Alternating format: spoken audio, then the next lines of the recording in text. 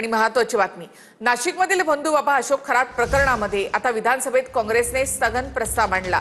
बंधुबाबाला भेटलेल्यांची HIV taste करा अशी मागणी विजय वडेट्टीवार यांनी केली, तर खरात सोबतचे फोटो असणाऱ्यांनी राजीनामा द्यावा अशी मागणी पटोलेंनी केली आहे।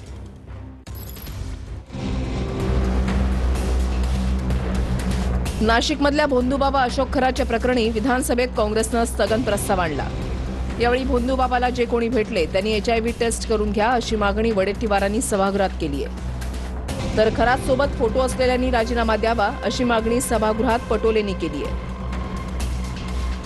जे जे भेटले, जे व्हिडिओ क्लिप आलेत, व्हिडिओ क्लिप मध्ये आलेत, व्हिडिओ मध्ये आलेत, त्या सर्वांचे CDR मोबाईलचे चेक केले पाहिजे। आता त्याची सगळे जे जे भेटलेत ना, जे भेटले त्याची HIV टेस्ट पण करून घ्यावी लागेल आपल्याला।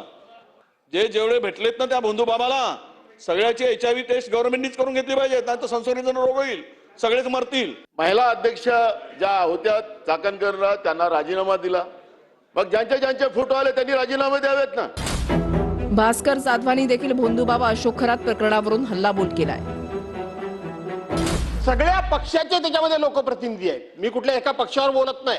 आणि आता त्या बुवाचं मूत्र प्यायला जाता तुम्ही, लाजा वाटत नाही या महाराष्ट्रामध्ये, पुरोगामी महाराष्ट्रामध्ये असे उद्योग करायला?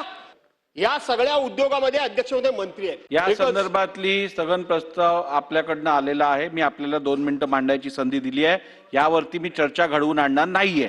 त्यामुळे आपल्याला जेवढं मांडायचं तेवढं मांडा, आपल्याला जेवढं मांडायचं तेवढं आपण मांडा, मला पुढे कामकाज चालवायचंय। चला।